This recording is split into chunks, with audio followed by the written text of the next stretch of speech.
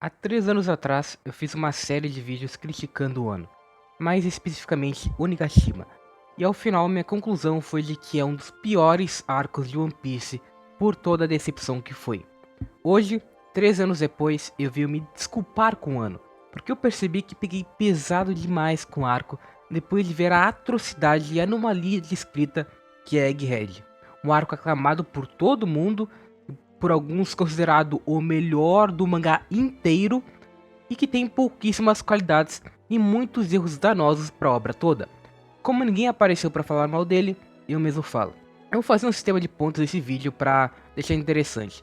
Egghead vai começar com 100 pontos. A cada problema citado vai perder 5 pontos e a cada qualidade citada vai receber 10 pontos. Ao final do vídeo eu vou revelar a pontuação final e a quantidade de qualidades e problemas falados. Os problemas vão se dividir em problemas menores, de capítulos isolados, e problemas maiores, que percorrem / afetam o arco inteiro. E lembrando, eu vou considerar tudo entre o capítulo 1058 e 1125, porque na wiki está contado assim. Vou começar comentando sobre o melhor que a Egghead tem a oferecer. Uma das melhores ideias recentes do Oda como um todo foi a criação da Cross Guild, e durante esse arco muitas vezes ele foge da perspectiva dos Mugiwaras para focar nas interações entre Bug, Crocodile e Mihawk. Eu acho uma ideia super interessante porque é daquelas completamente imprevisível e criativa. Ninguém esperaria uma aliança entre esses três, mas quando você percebe os motivos por trás, faz sentido e agrega para a história. Brincar de caçar marinheiros torna a disputa entre pirataria e marinha muito mais perigosa por outro lado. Os piratas estão jogando com as cartas dos marinheiros.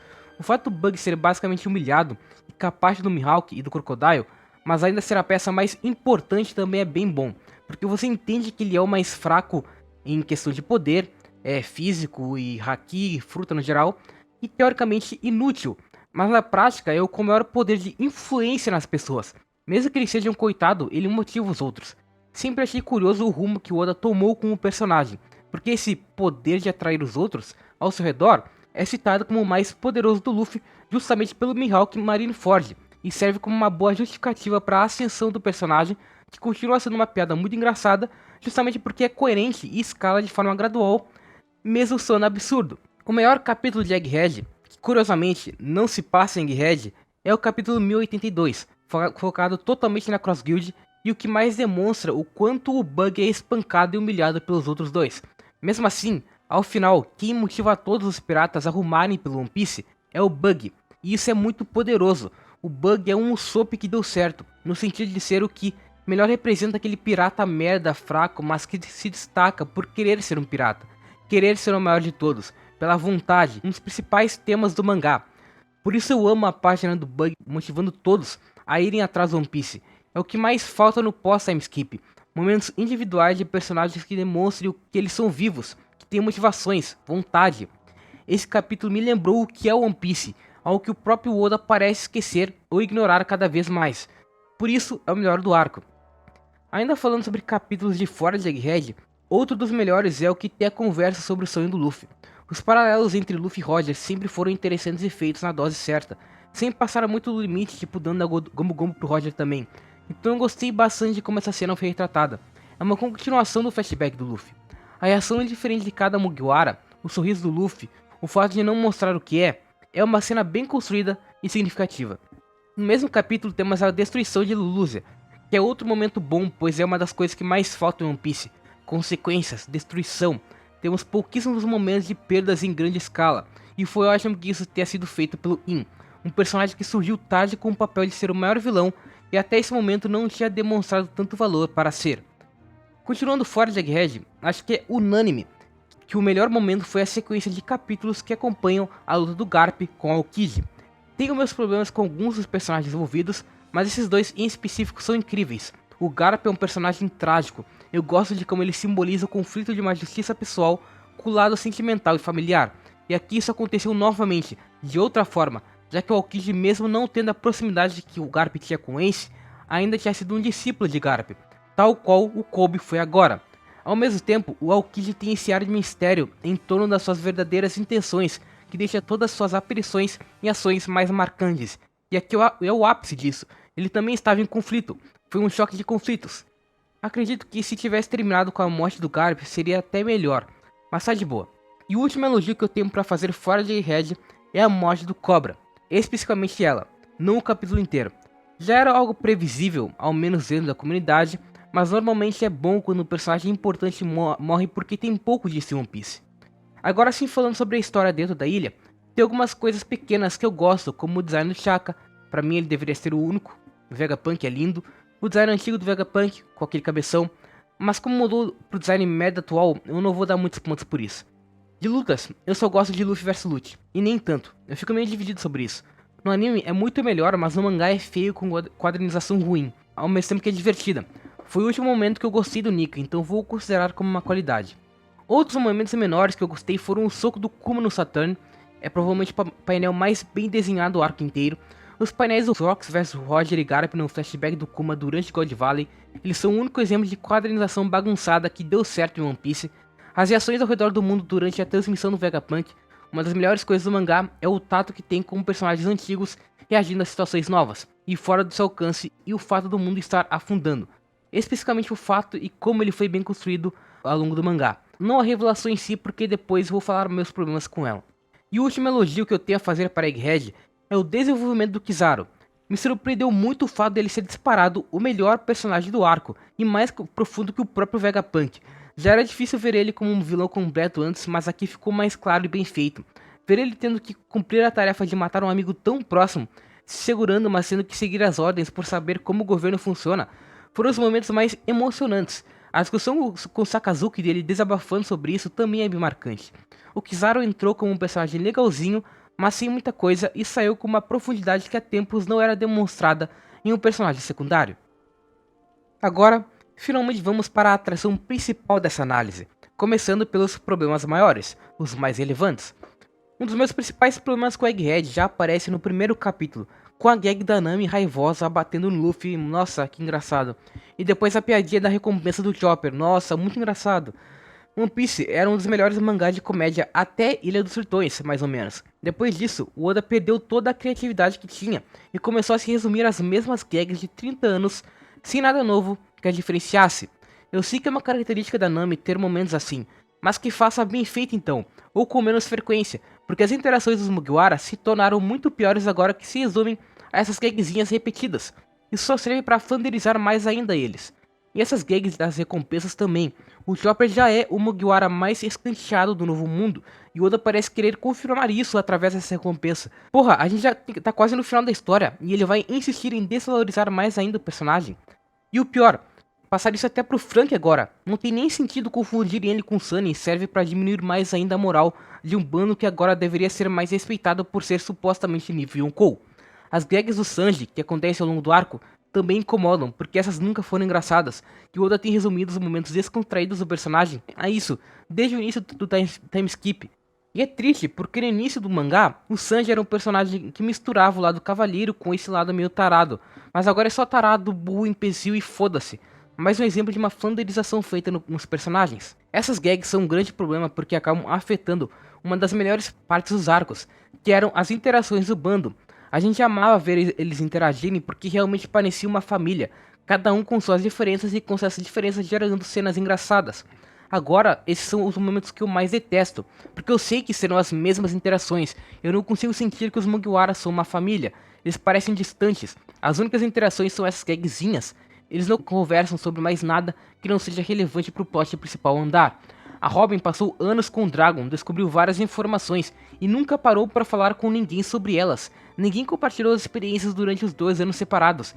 Ninguém compartilha nada um com o outro. E para piorar, alguns personagens ficam só resumidos a esses momentos cômicos, como o Brook. O Brook, desde que entrou, só teve destaque em Whole Cake. No resto, ele sempre foi resumido a piada com calcinha, ou idade, ou o fato de ser um esqueleto. O principal papel de ser um músico nunca foi destacado, sendo que música é um dos elementos mais marcantes do mangá. Todo fim de arco termina com uma festa e mesmo assim o Brook nunca é o destaque delas. Em Egghead isso é mais triste ainda, porque o Brook nem uma lutinha com o Hanno tem. Ele é só mais um solto ali mesmo, para cumprir espaço do painel. Esse arco é o principal exemplo do quão simplórios os personagens se tornaram. Todo o desenvolvimento que cada Mugiwara teve antes não vale de nada se Oda não vai os usar bem. Nenhum Mugiwara tem alguma relevância emocional com os acontecimentos da ilha, além do Luffy. Porra, o Zoro fica se resumindo a lutar com o Luffy, uma luta que literalmente não afeta em nada o arco e mal é mostrada. Brook e Chopper não fazem nada, simplesmente. A Robin só aparece pra chorar porque o lixo de Sal tá vivo, e isso mal é mostrado. Tipo, a Robin chora, beleza, um painel disso, e depois continua. Isso não afeta o resto do arco. A Nami só serve pro Oda desenhar bunda e calcinha. O Sanji até tenta ter uma aproximação com o Vegapunk, mas o Oda mata isso no final. O Frank, no arco do Vegapunk, no arco super tecnológico, não faz nada além de bater num vice-almirante random. É bizarro. Eu sei que eles não são os personagens principais dos dramas da ilha, mas ainda são os protagonistas, o meio por qual criamos laços com o que acontece com os personagens do arco. Olhem pra Alabasta, a gente só se importa com a situação política porque eles se apegaram a Vivi, e nós acompanhamos isso, ou porque eles se apegaram àquele velhinho que encontram no meio do deserto sem água.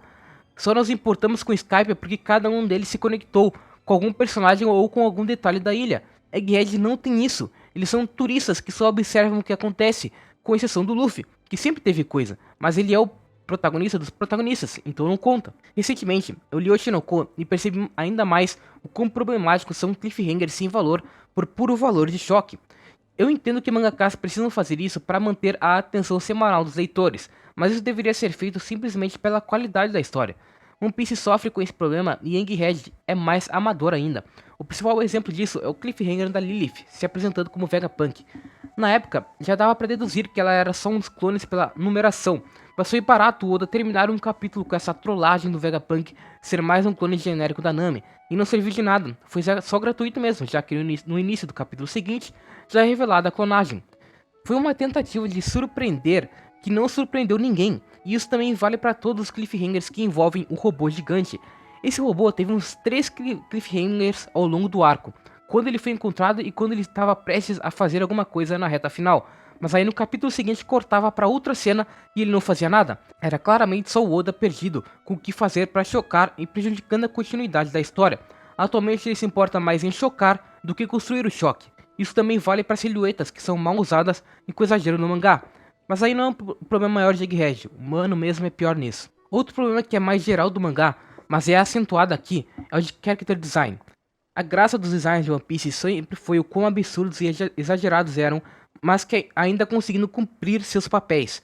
O Katakuri é um bicho desproporcionalmente alto, com aquela boca zoada, mas ainda passava imponência. O Kaido também é esse bicho bombado altão, mas com umas perninhas, e ainda passava a imponência necessária. O Oda sempre entregava quando se tratava dos principais personagens do arco, mas em Egghead ele simplesmente não se esforçou. Olha para os Serafins, eles eram para ser uma evolução dos pacifistas, terem um ar mais ameaçador, mas são só crianças luranianas porque sim. Não faz sentido o Oda ter escolhido aparências infantis, ainda mais por dar cenas bem estranhas com a Serafina Hancock. Ainda tem os clones do Vegapunk, um é uma clone genérica da Nami, a outra é uma mina que só serve pro Oda desenhar calcinha, outro parece um alien do Ben 10, outro é uma heterocromia mal feita, o outro é um robô genérico feio, o único que presta é o Shaka. Até o Vegapunk original é horrível. Porra, ele é literalmente Soul Einstein, sem tirar nem pôr. Todo mundo esperava que essa fosse a inspiração, mas não que fosse só uma cópia dele. É preguiçoso. Um dos personagens mais hypados e relevantes da história do mangá teve um design simples e esquecível. E pra piorar, é bobo. Eu sinto que Egghead é um arco infantilizado, principalmente na sua aparência, por esses citados. Pela ilha que é uma bagunça tão grande que perde o charme que poderia ter no visual, parece outro mangá. Ainda falando sobre visual, a arte de Egghead estava muito em baixa. Até entendo que o Oda teve complicações com os olhos e até teve que passar por uma cirurgia, mas ele teve complicações de saúde por todos os anos em diferentes arcos. Então não é só esse o motivo. O principal motivo para a arte ser feia é que o Oda hoje se importa mais em encher cada página do máximo de informações possíveis do que tentar criar algo esteticamente agradável. Peguem, por exemplo, o clash entre Luffy e Lucci. Era para ser um momento destacado, mas esse quadro é um quadro menor de uma página inteira, cheia de informações, com o Vegapunk falando e a reação dos Mugiwaras. Era só ter feito uma página dupla com um quadro grande do Clash e outro do Vegapunk falando por cima, mas o Oda sempre sente a necessidade de encher tudo, e acaba criando uma bagunça que torna a leitura mais cansativa e menos proveitosa, porque cenas como essa perdem o impacto, ao serem apenas uma parte pequena de um todo maior. E eu não digo que isso é exclusividade de Egghead. Em Whole Cake a gente tem uma das piores páginas que eu já vi em um mangá, que é aquela do Jamie. É uma bagunça desnecessária. Mas Egghead isso é elevado, porque é o arco mais cheio em personagens, tanto quanto o Onigashima. A cada arco o Oda enche mais de elenco, locais, cores, tudo para complicar mais ainda o visual. Eu amava a arte de One Piece pela simplicidade com charme graças ao traço mais cartunesco e único. Agora isso não existe mais. O traço como um todo piorou, tá mais fraco. Agora falando mais sobre coisas centrais do arco, os clones do Vegapunk foram uma péssima ideia.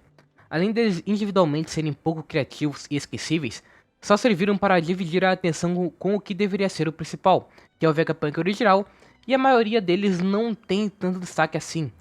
Eu não entendo qual a graça de ver clones com nomes genéricos de gênios com personalidades específicas. Eles não têm interações legais, e fora a Lilith e a York, como eu falei, a maioria não serve pra nada. Até o Shaka que eu gosto é bem à toa. Eles são basicamente só um meio para agilizar a expositividade que o Vegapunk entrega, mas seria muito melhor se sempre fosse o original falando, porque a gente esperou anos pra ver esse cara e ele tá longe de ser o que mais aparece no próprio arco. Fora que toda a ideia por trás dos clones é só estúpida. Por que o Vegapunk criou dois clones de sentimentos ruins? Como ele esperava que não fosse extraído por algum deles em algum momento? Se eles literalmente só têm um sentimento e esse sentimento é traiçoeiro. O cara é o maior gênio da história e fez essa merda. E pra piorar, fez sem ter um plano reserva pra caso desse merda. Como o Oda quer que eu aceite isso? Esse plot do traidor foi um delírio dele. Não tinha necessidade nenhuma de fazer isso. Só serviu pra emburrecer o Vegapunk e o próprio plot, já que pra piorar, eles já tinham descoberto a identidade do traidor, mas apagaram as memórias de si mesmo, porque senão a York ia descobrir por terem a mente conectada, mas aí ficaram mais vulneráveis ainda a ela de qualquer jeito. Tudo em torno desse plot é ruim, e a traidora em si também. A York não é nada além de uma personagem pro Oda sexualizar, não tem nada diferente individualmente, é um plot device ruim. Esses clones e o próprio Vegapunk evidenciam outro dos principais problemas de One Piece, que é personagens estáticos. Egghead não tem nenhum personagem que evolua conforme seu andar, que se desenvolva. Eles começam de um jeito e terminam do mesmo, sem ganhar nada. E isso também vale para os Mugiwaras. Eu não consigo ver valor nos acontecimentos da ilha se isso não afeta verdadeiramente aqueles que passam por ele. O único que é exceção disso é o Kizaru, mas ele tá longe de ser o foco do arco, então não é suficiente. O Kizaru, um personagem totalmente secundário, tem mais valor do que o Vegapunk e os clones juntos. 7 personagens. Ainda no assunto do Vegapunk, o Vegapunk original é um merda. Toda uma expectativa de anos criada em cima do cara pra ele ser só um Einstein bobo, estúpido e infantil. A pior coisa que tem acontecido com o mangá é essa burrificação.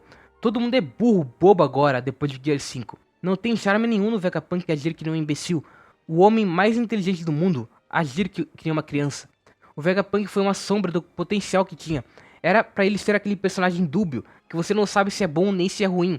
Aquele cara que liga mais pra ciência do que tudo e está disposto a mudar de lados pra isso. Mas ele nunca foi. Ele sempre foi bonzinho mesmo estando no governo. Até a ciborgificação do Kuma, se é que essa palavra existe, que antes era pra ser o maior crime do cara, ganhou uma perspectiva positiva que inocenta ele. É sem graça, o Vegapunk não tem nada que o torne especial. Em design, em personalidade, em feitos, ele é um ator no arco e nem cumpre o propósito original. Porque se tem algo que esse cara não é um gênio depois do plano imbecil dos clones. E o que mais me incomoda nele é que ele não serviu nem pra trazer novas informações relevantes pro mangá. A origem dessa Akuma no Mi, que o mangá construiu pra ser revelada por ele, já que o cara tem uma fruta da inteligência e passou a vida inteira estudando, tendo acesso a tudo pra isso, foi só uma frase vaga que não diz nada que a gente já não sabia. É mais um apontamento filosófico do que uma teoria científica. A transmissão importante para o mundo era para ser rápida, direta e clara, porque ele estava morrendo, foi prolixa e vaga. O Vegapunk falou que existiu uma guerra gigante de armas ancestrais, que o Roger era um D, que achou One Piece e que o mundo está afundando. Só isso. Dessas informações, todas a gente já sabia. Até o mundo afundar, que eu gosto, já era super previsível. Tem literalmente uma história de capa do Jinbe explorando ruínas de uma cidade afundada. Tem Water 7, tantos indícios que já deixava óbvio. Então não foi aquela revelação genial que estava nas entrelinhas antes e ninguém percebeu. Foi só a confirmação de algo já claro, então nada de tão novo. Eu entendo que às vezes as expectativas que nós criamos não podem interferir no que pensamos sobre um determinado assunto, pois às vezes esse assunto não se propunha a cumprir essas expectativas. Mas o Vegapunk não é esse caso. Ele nasceu sendo esse personagem que ia mudar toda a nossa perspectiva sobre One Piece com novas informações, tecnologias e ações, mas ele morreu sem fazer nada disso, só sendo um imbecil. E o mais triste é que até a morte dele é uma merda. Ele morre que nem um merda. O plano dele pro traidor era literalmente morrer. O cara é um gênio e não conseguiu pensar em nada além de morrer. Tudo bem que ele não morreu literalmente porque no final os clones se unem e basicamente se tornam um novo Vegapunk, com as mesmas memórias. Mas isso, além de tirar o único peso e consequência que o arco poderia ter, continua imbecil. Porque mesmo que eles tenham as memórias e sentimentos específicos do Vegapunk original, eles não são esse Vegapunk. O Oda os tratava como personagens distintos, então o Vegapunk não morreu, mas morreu ao mesmo tempo, e morreu de forma burra. Até os temas do personagem são desanimadores. Nossa, progresso científico, nossa, ciência usada pelas mãos erradas. É ruim, mano, nossa senhora, que inovador, que profundo. Sério, a gente passou 1000 capítulos vendo tudo isso na prática, vendo os resultados da queda do reino antigo e de sua civilização super avançada. Aí você vai e repete isso de forma mais simplória em um dos personagens mais importantes, Oda. De verdade, eu desafio qualquer um a apontar um tema profundo trabalhado em Egghead, porque nem os trabalhados pelo Kuma e a Bonnie são, mas isso é mais pra depois. Outro dos grandes problemas do mangá sempre foi a falta de consequências, e consequências nem precisam ser apenas mortes, às vezes só machucados mais profundos que marcam o acontecimento de algum arco, ou uma destruição absurda de algum local, algo que demonstra que nem tudo sempre acaba perfeito. Egghead não tem nada disso. É um arco que você tem os Goroseis, um almirante, vários vice-almirantes com diversos navios da marinha, serafins, pacifistas, e mesmo assim nenhum Mugiwara sai gravemente ferido e nenhum outro personagem verdadeiramente relevante morre de verdade ou se machuca. E irrita mais porque um ou dois capítulos terminavam dizendo que o final do incidente de Egghead ia chocar o mundo. Então se esperava algo chocante, que não aconteceu. Os Mugiwaras fugiram da ilha salvos, e é isso, ninguém perdeu nada. Isso é problemático não só por tirar a sensação de tensão que o novo mundo deveria ter e se propôs a ter, especialmente na saga final, mas também por desmoralizar os Gorosei, 5 dos personagens mais fortes que não conseguiram machucar nem a porra do Chopper, que tancou 2 vezes os ataques deles. Toda história que tenha drama que se preze precisa de momentos de baixa pros personagens. Não dá pra ser tudo perfeito e maravilhoso, ainda mais num mundo tão caótico quanto o de One Piece. Mas em Egghead tudo é perfeitinho. Até mesmo depois da morte do Vegapunk, o luto que os Mugiwaras deveriam ter é ignorado porque eles estão comemorando que vão pra Elbaf. Eles falharam em salvar uma das pessoas mais importantes que já existiram, mas foda-se, a gente vai pro Elbaf, boa, vamos lá, caralho, vamos comemorar. Aproveitando que já citei os Gorosei, eles são os piores vilões de um arco até agora, piores que o próprio Road Jones, por um simples motivo, expectativa. Esperava-se que agora que demonstraram ter poderes, conseguissem causar danos significativos para os heróis, porque eles estão no topo do mundo. Mas não conseguiram, eles falharam em passar qualquer sentimento de tensão durante o arco. A porra do Saturn estava sofrendo para lutar com o Luffy mesmo junto com o Kizaru, e o fato do Nika ser essa bobagem ambulante também desmoralizou mais ainda o momento. Os outros Gorosei, tão sem personalidade que eu nem lembro o nome direito, também não fazem nada. Eles não são relevantes em poder e nem em personalidade. Todos se resumem a vilões maniqueístas. E isso é muito triste, porque no flashback de Ohara, o Oda tinha dado a entender que eles tinham alguma nuance na moralidade. Um dos Gorosei aparece chorando ao acionar o Buster Call na ilha. Aí agora, quando eles finalmente se tornam personagens principais, isso some, eles se resumem a matar porque somos mal. E não é como se eles estivessem agindo assim porque o Win estivesse controlando eles. Em nenhum momento existe uma nuance que desse a entender isso. Os Gorosei e o Kizaru acabaram decepcionando no sentido de trazer consequências, foram desmoralizados e acabaram quebrando mais ainda o sistema de poder furado da obra. Não dá pra ignorar que o sistema de poder em One Piece é importante e deve ser lógico dentro da lógica estabelecida pelo Oda, porque mesmo que o principal foco seja o drama, a construção e desenvolvimento dele acontece por meio de lutas. Não quero lutas super complexas em coreografia e estratégia, quero lutas que ao menos entreguem o que faz sentido naquele mundo e entreguem sentimentos diversificados. O Luffy solar um almirante e um Gorosei juntos sem se machucar gravemente não faz sentido. São dois personagens estabelecidos como alguns dos mais fortes, são colocados como imponentes por isso, mas não demonstram isso na prática. O Nika quebra todo o power scaling, porque agora tudo parece fácil pro Luffy. Até o final da luta com o Kaido, que não foi fácil, parecia fácil pelo jeito como o Luffy lutava e tratava a situação. Isso quebra qualquer tensão que poderia existir nessas lutas, uma tensão necessária para deixar elas boas. Se eu sei que o Luffy não vai passar sufoco para os principais vilões do arco, por que eu deveria me importar com a luta? Com o resultado dela. E isso vale para os serafins também. Porra, anos hypando que foram criados como evoluções pacifistas, invenções que quando apareceram pela primeira vez quase extinguiram os Mugiwaras de tão poderosos, aí quando eles aparecem em Egghead, na prática não fazem nada. Eles dão uma ameaça no início por serem resistentes, mas a prática não dão nenhuma consequência e são escanteados depois. O governo e a marinha foram as maiores vítimas desse arco, porque do jeito que tudo acabou bem pros piratas, parece que eles não são poderosos como parecia. E a partir do momento que parece que eles não são poderosos, você começa a questionar toda essa autoridade disseminada por séculos. Como ninguém conseguiu derrotar o governo e a marinha se são compostos em sua maioria por merdas que não conseguem machucar nem o mais fraco dos Mugiwaras. Se eu quiser eu não consigo fazer nada porque eu deveria acreditar que o Akainu vai.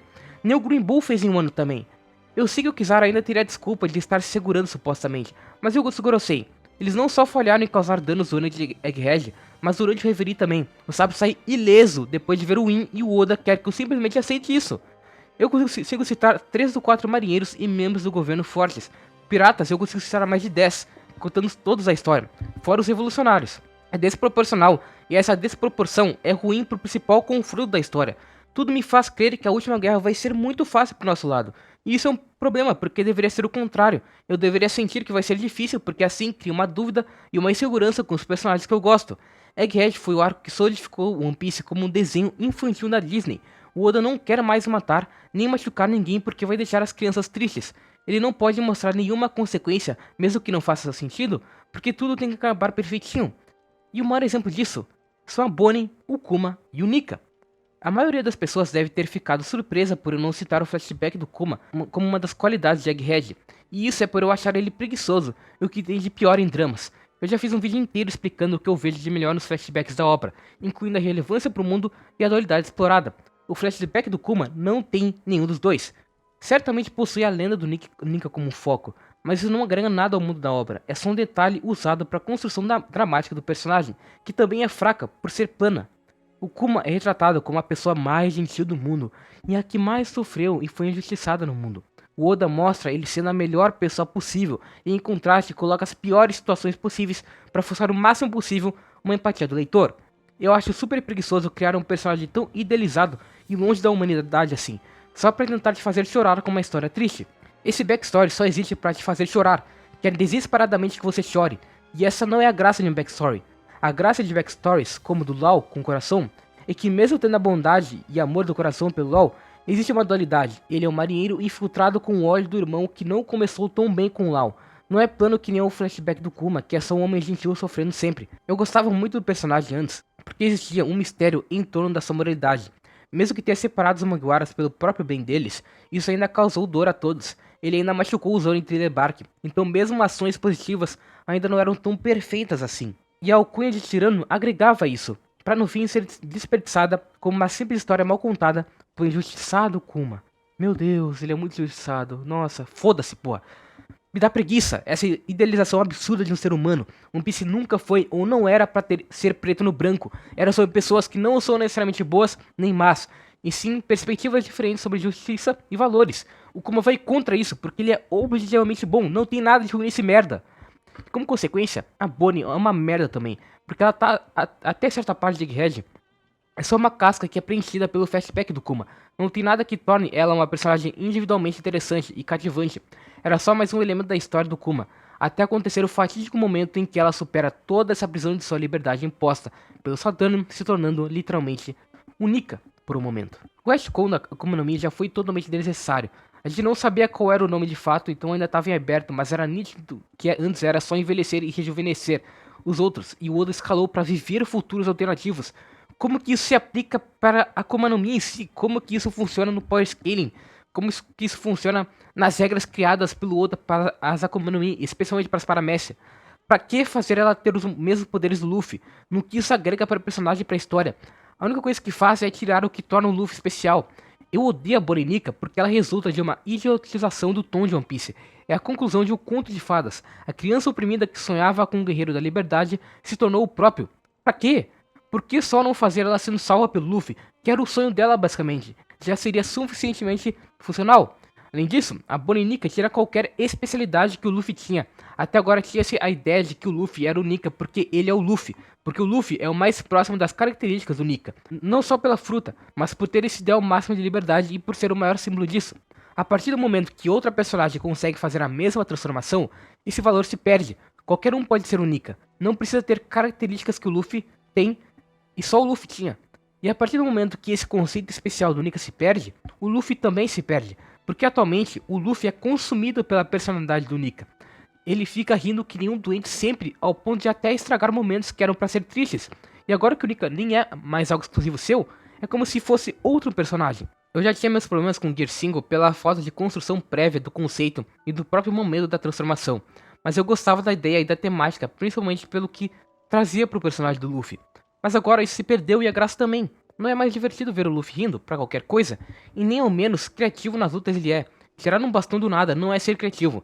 Ser criativo era o que ele fazia no início do mangá e não faz mais, mesmo agora tendo a total liberdade supostamente. Enfim, o último dos problemas maiores que eu tive com Egghead foram os subplots que não agregaram nada tematicamente nem narrativamente, como o plot da clonagem da Stussy, que só aparece do nada e some rapidamente, tanto que a personagem fica meio perdida e sem propósito no final. Ou o subplot criado logo no início, do Zoro falando que queria alguma coisa do Vegapunk e isso nunca mais voltando à tona. Ou o subplot do controle dos Serafins, entre Sentomaru e Sub-Zero, que no fim é inútil porque os Serafins são inúteis. Ou lutas como Zoro vs Lute, ou Luffy e Zoro se unindo com Lute e Kako para baterem em Serafins que não apresentam nenhum perigo. É muita coisa desconexa, ou que não serve nenhum propósito. Inclusive, depois de escrever e anotar todos esses problemas maiores, eu lembrei de citar um que é definitivamente inegável, que é o fato desses subplots justamente só servirem para bagunçar e sobrecarregar o arco ao ponto de diminuir o tempo que alguns momentos precisavam ter. Por exemplo, a Robin nesse arco descobre que o Sol está vivo e que o Clover é um D, e a única coisa que a gente tem é 2 painéis para cada momento com a reação dela, e depois o foco já muda e isso não volta à tona. O mesmo vale para a clonagem da Stussy, que eu citei, não só inútil como é apresentado e imediatamente o arco segue sem se importar mais com isso. Nada tem o devido tempo e por isso tudo tem menos impacto. Agora eu vou falar sobre problemas mais isolados ou me aprofundar em exemplos específicos dos problemas já citados anteriormente. Primeiro, a gag da Nami, com raiva que eu já tinha citado, acontece no primeiro capítulo do arco para já evidenciar o nível da qualidade da comédia. O pior dessa gag é que acontecia em todo o Battle Shonen, mas só One Piece usa ela com tanta frequência e por tanto tempo. O Oda parou no tempo. A piada da recompensa do Chopper, como eu disse, não tem mais graça e só piora o personagem. A piada do Frank também, ainda não entendi porque ele foi confundido com o Sunny, talvez porque a porra do barco apareça mais no mangá do que o próprio Frank. O Kobe me incomodou muito quando apareceu porque ele é um personagem à toa no mangá. É para representar a nova geração, especialmente na luta do Garp, mas a evolução dele é forçada e nada gradual porque o Oda forçou muito a fraqueza dele no início e ele não consegue passar a sensação de ser forte. Eu olho pra ele e penso que o Luffy ainda conseguiria dar HK, mesmo que era para ambos serem teoricamente rivais. Um incidente que também é citado durante o incidente na ilha da Hancock, o do Rockport, era algo que eu sempre tive curiosidade, mas que o Oda decidiu revelar num perguntas e respostas aleatório, anos enrolando para falar sobre ele, dando a entender que era importante para ele e pro Law e pro Barba Negra também, e no fim nem vai ser trabalhado no mangá. Que maravilha! A idade da Bonnie me incomoda bastante também, porque sempre foi um mistério, mas era melhor ela não ser uma criança, considerando algumas cenas que o Oda fez dela no mínimo duvidosas, tipo dela pelada se vestindo ou do design mostrando a calcinha das personagens em Egghead. Totalmente desnecessário e esquisito porque no fundo ainda era uma criança de 12 anos nesse corpo. Cliffhanger da Lilith também é ruim, como eu já disse, especialmente pra quem tá valendo semanalmente. É um momento muito pior quando sai tipo o fake do Oden de Wano. O Frank não ter destaque é o maior problema dos Mugiwaras porque não eram só expectativas vazias dos fãs. Existia a construção de uma ligação entre ele e o Vegapunk, desde ambos serem inventores malucos até o fato do Frank ter passado 2 anos numa ilha com invenções do próprio. Ele sequer sair do arco com novas tecnologias emprestadas ou inspiradas é burrice. Aconteceu a mesma decepção com Zoro em Wano e provavelmente vai acontecer com o Usopp em Elbaf para fechar o hat-trick. O que o Zoro queria do Vegapunk, mais um subplot que o Oda esquece que tem vários. O design da Atlas, um dos piores designs da história do mangá, que vergonha. Os designs das personagens femininas como tudo. Nami, Robin, Stussy e Bonnie usando roupas que nem passam uma vibe futurística só pro Oda poder desenhar bunda. Ele mesmo confirmou isso em SBS. É deprimente porque essas personagens, fora Bonnie, mal possuem conteúdo no arco, então acabam só servindo como meio de sexualização. Law vs Barba Negra ruim, não pela luta, fora a parte do Law mulher, mas pelo momento em que foi inserido. O mesmo vale mais para Shanks vs Kid. Os caras acabaram de chegar no topo, os dois juntos derrotaram uma Yonkou, e o Oda imediatamente colocou eles para baixo logo em seguida. É brusco demais e forçado também. Não dá pra imaginar que principalmente o Kid tá tão longe assim do Shanks, porque aí teríamos que pressupor que ele tá muito acima da Big Mom, que eu duvido que seja o caso, e se for é demais também. O Caribou, personagem literalmente feito para ser um plot device, sem personalidade ou papel individual nenhum, e o Ono apareceu para dar comida pro Luffy e agora para dar informação pro Barba Negra, que conveniente. Serafins, uma ideia preguiçosa e ineficiente como eu já disse. Os nomes dos clones do Vegapunk, o Oda basicamente pesquisou no Google gêmeos famosos e botou no mangá. Não tem alguma relação entre eles, algum significado, nada, é só genérico mesmo. A York, simplesmente. O Sol estar vivo, uma das decisões mais estúpidas do Oda que tira um pouco do peso das perdas da Robin. E não, parem com esse revisionismo de que todo mundo já achava que ele não tinha morrido. Ninguém pensava nisso. Ah, mas o Kid congelou outras pessoas e elas não morreram, porque eram ataques mais fracos. Este era claramente o ataque mais forte só por ser nomeado e ainda tem um fato de tudo na ilha ter sido destruído. O Oda, durante o flashback, fez a construção da morte dele. A gente não pode se apegar à lógica dos poderes, porque desse jeito, até a morte do Pel faz sentido. As Ons são as mais resistentes, logo justifica ele sobreviver a uma bomba gigante a queima-roupa. O problema é sempre como as cenas são construídas para terminarem em morte, tanto a do Pel como a do Sol, e não terminam por covardia, já que nem tem motivo pro Sol voltar. Então parem com isso.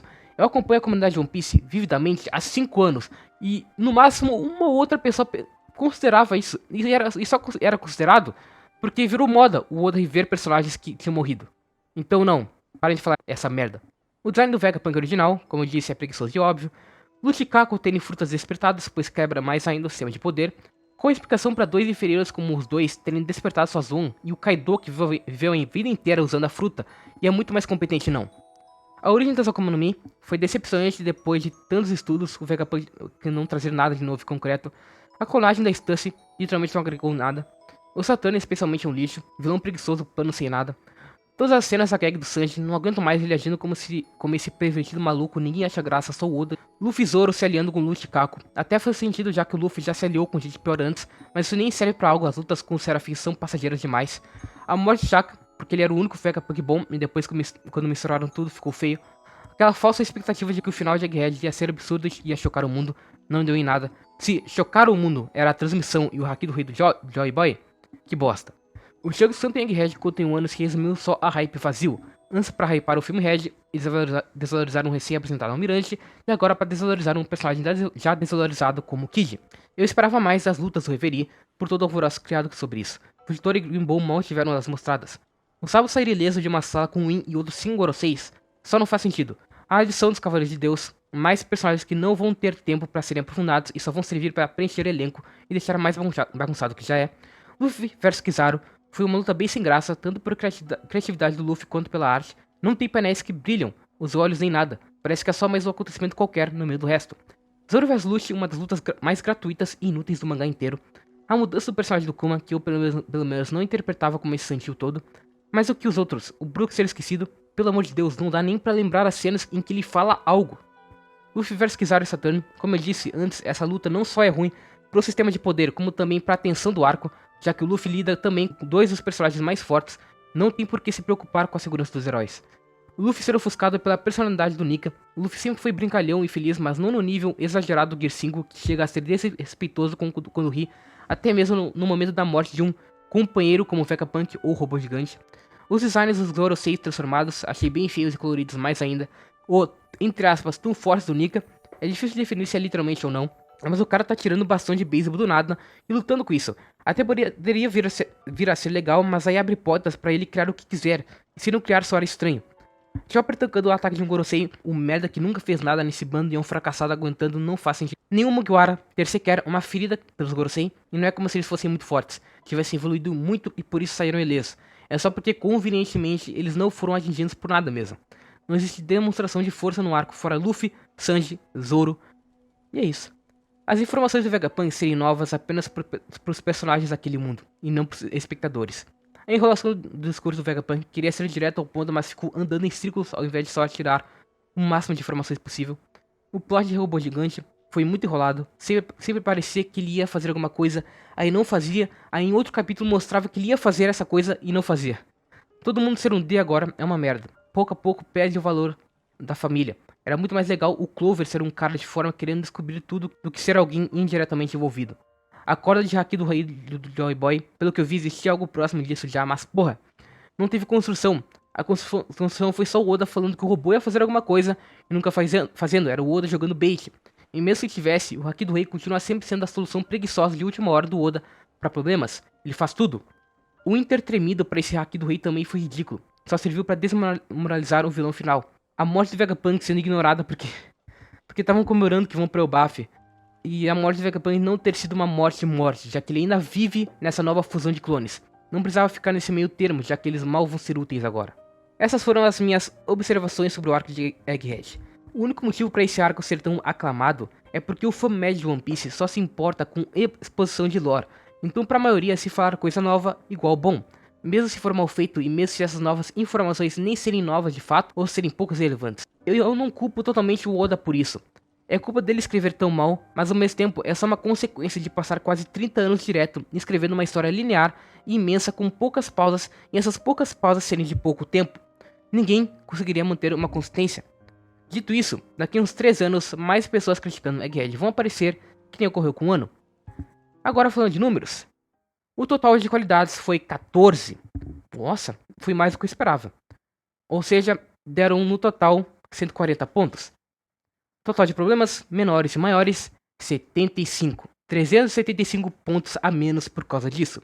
Então no total, a pontuação foi de menos 135. Então essa é a minha nota para Egghead.